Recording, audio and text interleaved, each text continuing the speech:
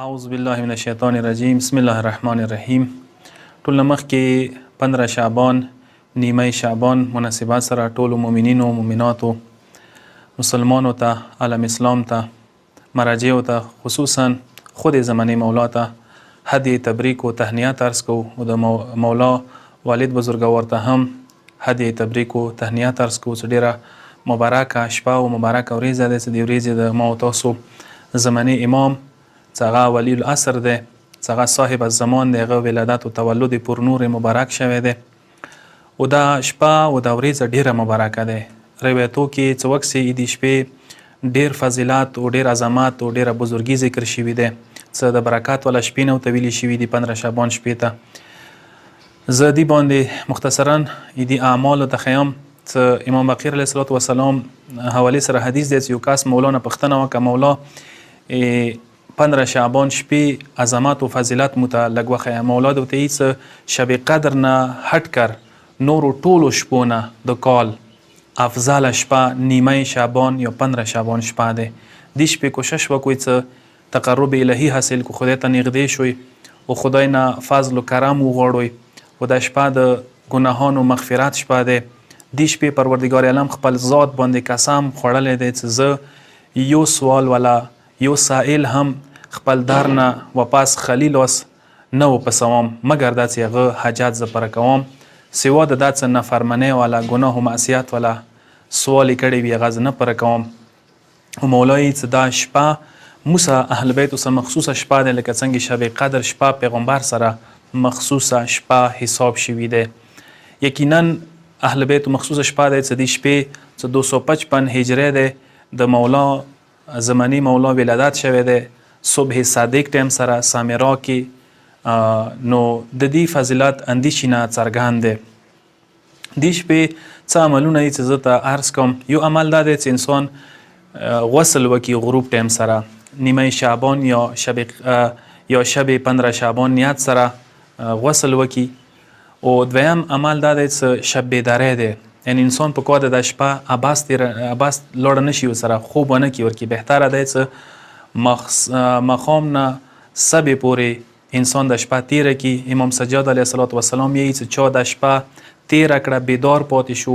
یا غزړه نه مړ کیږي هغه ورځې باندې چې کومې ورځې به زړونه مړ کیږي دعاوانې دي استغفار دي المنځونه دي شپې چې ټول نه بهترین یو عمل د دغه شپې دا دی چې انسان امام حسین علیه السلام زیارت وکړ دی ولویلی څه روایت کې راغلی دی چې کوم کس زیارت ولوستلو ګناهونه معاف کیږي او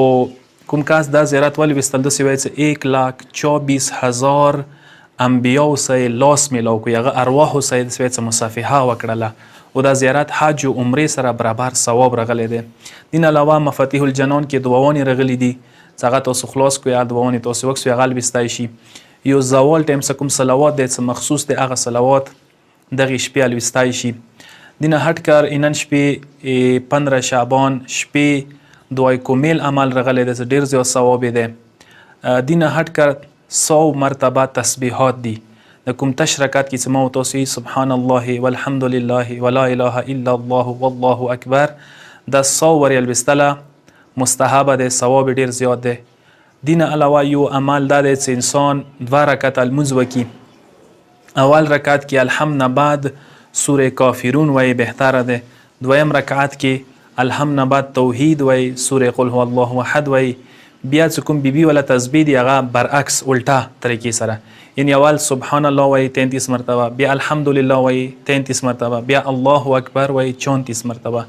بیا مفاتيح کې وکسي دعاوانی رغلی دی هغه دعاوانی هم څټ او سوي دعا د خپل هغه وای ثواب ډیر زیات دی.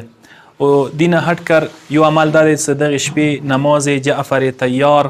چې دی باندې کلیپ هم شوی دی نماز جعفر تیار تاسو لیدای شو مفاتيح الجنان کې شته ده 4 رکعت المز ده